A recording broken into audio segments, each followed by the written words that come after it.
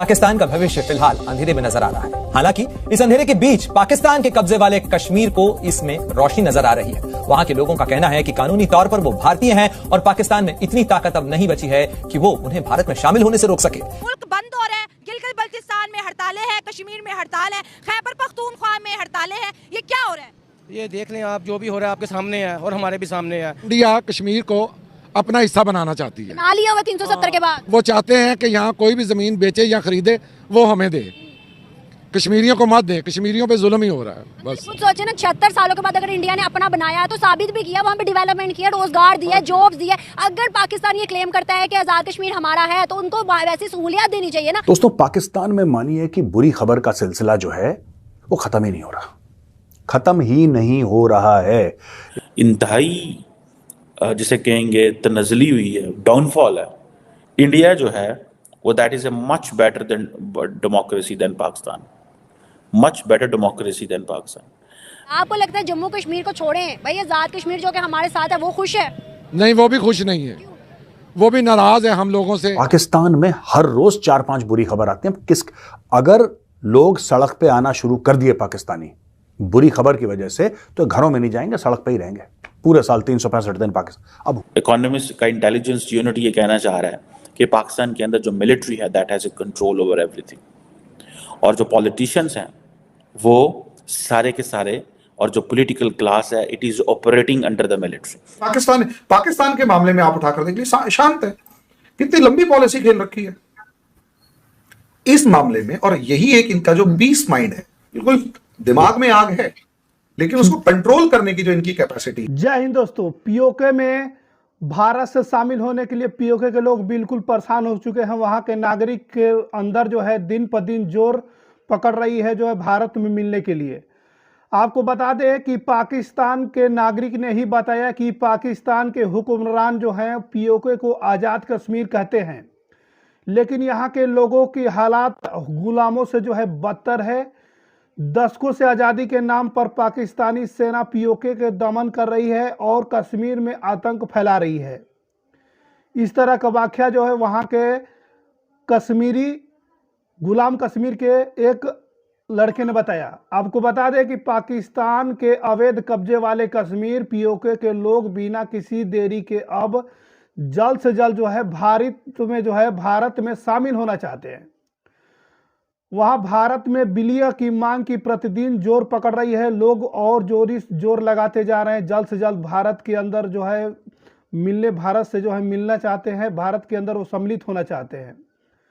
पाकिस्तानी सेना की तरफ से जान की खतरे की वजह से पाकिस्तान में हमारे अपने क्राइसिस नहीं खत्म होते। हमारे पास बिजली नहीं है, पानी नहीं है, गैस नहीं है, ये काम नहीं है, वो काम नहीं है। 1 लीटर आता है, हम उसको 3 साल के बाद उतारते हैं, दूसरा आता है उसको भी 3 साल के बाद। ये चोर है, अब ये नेक है, फिर ये चोर है, फिर ये नेक है। हमें तो ये सिर्फ इस खेल में डाला हुआ है, ठीक है। इंडिया जो है ना, इंडिया ने देखे अपने आप को रन किया है, दुनिया में मनवाया है, उसने काम करके दिखाया। हमने तो सिर्फ टांगे खींचने के सिवा क्या किया? हमारी तरफ आए कौन? हमारे अपने भाई नहीं आते। देखे सऊदीया, अब ठीक है नहीं, सऊदीया, ईरान, इराक, कतर क्यों आए हमारे पास है क्या? बताएं। वो अगर कहते हैं जी ठीक है हम आपके मुसलमान हैं, हम इंडस्ट्री लगाते, क्या हम बिजली दे सकेंगे? उसे नहीं दे सकेंगे। इंडिया देता है, फैसिलिटेट करता है, बांग्लादेश फैसिलिटेट करता है जो हमसे आज़ाद हुआ है।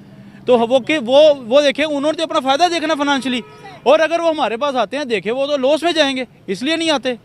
ये तो पहले हमें बाहैसियत कौम, बाहैसियत हुकूमत, हमें किसी जगह पे स्टेबल होना है। स्टेबल होंगे तो हमारे पास कोई मुसलमान भाई आएगा, फिर ही हम किसी मुसलमान भाई को कहेंगे यार हमारी तरफ आओ। और किस मुंह से कहें जब हमारा अपना पेट खाली है? हम किसी को कैसे कहें हम तुम्हें खाना दे देंगे? कैसे कह लें? This is the point. अभी सर ने जो यहाँ पर थे उन्होंने कहा कि हम जम्मू कश्मीर के लिए जंग करेंगे, मारेंगे या मर जाएंगे, मतलब एक मारेंगे या मर जाएंगे। सर यही पॉइंट है कि हमारे पास खुद को खाने को नहीं है तो हम कश्मीर के लिए जंग कैसे करेंगे? चले काट भी लेते हैं तो मार के कैसे आएंगे? तो पाकिस्तान में मानिए कि बुरी खबर का सिलसिला जो है वो खत्म ही नहीं हो रहा, खत्म ही नहीं हो रहा है। एक जमाना ऐसा था जब पाकिस्तानी थोड़ा बहुत सड़क पे आते थे, थोड़ा बहुत, ज्यादा तो ये कभी नहीं आए। 1971 में जब इनका मुल्क टूट गया तब सड़क पे नहीं आए, लेकिन जैसे कोई अलग सी चीज हो गई जो लोगों को पसंद नहीं आई तो पॉलिटिकल पार्टीज हैं लोगों को करती थी मोबिलाइज, और ये लोग आते थे सड़क पे। अब ये हो गए सुन्न, इनको रोज इतनी बुरी खबर। मैं आपको बताता हूं उसमें होता क्या है, आप ये थ्योरी समझिएगा, ये गौरव आर्या की थ्योरी है। जब कभी कभी बुरी खबर आती है तो आप उसके खिलाफ आवाज उठाते हैं, क्योंकि आपको सांस लेने का मौका बीच में मिल जाता है। जैसे एक बुरी खबर जनवरी में आई, ठीक है, अब फिर दूसरी बुरी खबर अगर अगस्त में आएगी तो आपको गैप मिल गया, फिर आप अगस्त में आवाज उठाएंगे, फिर एक बुरी खबर नवंबर दिसंबर में आएगी, आप आवाज उठाएंगे, तो एक साइकिल बन जाता है। पाकिस्तान में हर रोज 4-5 बुरी खबर आती है। अगर लोग सड़क पे आना शुरू कर दिए पाकिस्तानी बुरी खबर की वजह से, तो घरों में नहीं जाएंगे, सड़क पे ही रहेंगे पूरे साल 365 दिन पाकिस्तान। अब हुआ क्या है, पाकिस्तान में चीजों के दाम बढ़ रहे हैं दोस्तों। ये एक रिसर्च रिपोर्ट है। पाकिस्तान में 67% गैस के दाम बढ़ा दिया। 67% एक झटके में गैस के दाम 67% बढ़ा दिया। और कब से? बोला कि 1 फरवरी से। तो जो सरकार थी, सरकार ने पाकिस्तानियों को यह नहीं बोला कि तुम्हारी 1 मार्च से बढ़ेगी, 1 मार्च से 67% गैस बढ़ेगी, यह नहीं बोला। उन्होंने बोला नहीं जी 1 फरवरी से बढ़ चुकी है। वो तो हम तुम्हें बताना भूल गए थे, अब हम तुम्हें बता रहे हैं। तो दोस्तों एक दिन पहले की खबर है, एक दिन पहले की खबर, टुडे सैटरडे, फ्राइडे की खबर है।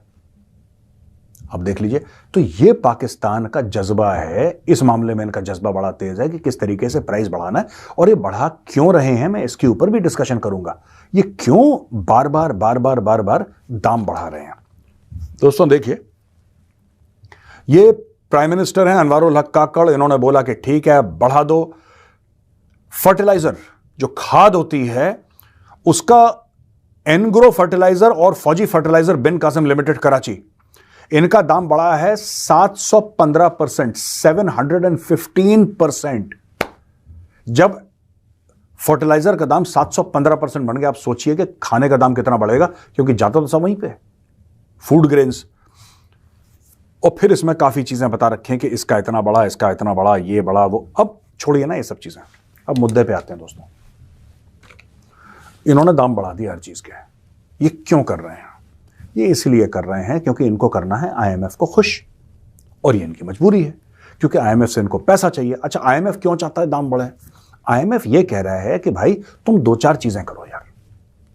मैं आपको शॉर्ट में समझा देता हूं पाकिस्तान किस प्रॉब्लम में फंसा हुआ है। प्रॉब्लम इनकी हजारों हैं, एक छोटी सी प्रॉब्लम के बारे में मैं आज डिस्कस करूंगा।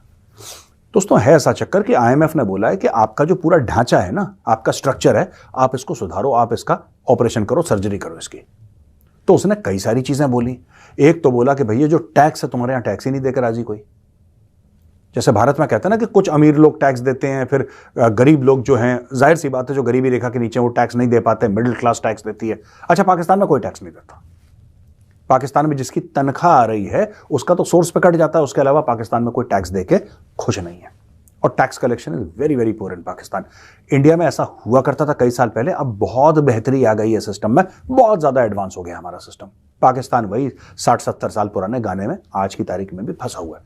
तो उन्होंने ये बोला कि यार देखो, एक तो अपना टैक्स जो है ना ये तुम बढ़ाओ, दूसरी चीज तुम इंपोर्ट करना बंद करो या कम करो कम से कम।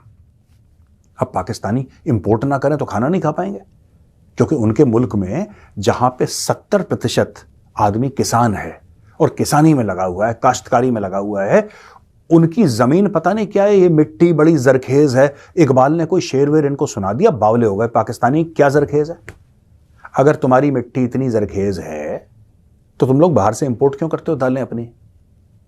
कुछ नहीं है जरखेज वरखेज, इकबाल ने झूठ बोल दिया और इकबाल के झूठ को पूरी पाकिस्तानी कौम ने लपेट लिया। वही शेर एक दूसरे को सुनाते रहते हैं, चाहे एक रोटी कम खानी पड़े, शायरी में कोई कमी नहीं होनी। आयूब मिर्जा ने बताया कि रोज पीओके के सैकड़ों लोग पूछते हैं कि आखिर कब तक उन्हें पाकिस्तान के सेना के अत्याचार सहने पड़ेंगे। पीओके के लोगों का कहना है कि वे आधिकारिक रूप से भारत के निवासी हैं और अब हकीकत में भारत से मिलने के लिए इंतजार और नहीं कर सकते हैं। पूरे पीओके के लोग हैरान हो चुके हैं। आपको बता दें, मिर्जा का ये भी कहते हैं कि पाकिस्तान के हुक्मरान पीओके को आज़ाद कश्मीर कहते हैं, लेकिन वहाँ के लोगों की हालात ऐसी हो गई है, गुलामों से बदतर है वहाँ की लोगों की हालात। दशकों से आज़ादी के नाम पर पाकिस्तानी सेना पीओके में दमन कर रही है और कश्मीर में आतंक फैला रही है। अब लोगों को समझ आने लगा है कि जो मुल्क खुद को आर्थिक बर्बादी के मुहान पर जो बैठा है वह उनका क्या भला कर पाएगा। अब वहाँ के पीओके के लोगों को भी ये पता चल चुका है। आपको बता दें कि ऐसे में कश्मीर में धर्म के नाम पर जो जहर फैलाया गया था, अब उसका असर जो है धीरे धीरे खत्म होने लगा है। मिर्जा ने यह भी बताया कि पीओके के तमाम संसाधनों पर पाकिस्तानी सेना और सरकार का कब्जा है। यहाँ पर आम लोगों को 2 वक्त के खाने के लिए बहुत ही मुसीबत का जो है वो सामना करना पड़ता है। आप देख सकते हैं किस तरीके से पीओके के लोग जो है भारत में विलीन होने के लिए किस तरीके से बेचैन हो चुके हैं। भारत सरकार से और नरेंद्र मोदी जी से गुजारिश कर रहे हैं कि जल्द से जल्द 2024 के अंदर ही जो है पीओके के जो है भारत में जो है वो शामिल कर लिया जाए।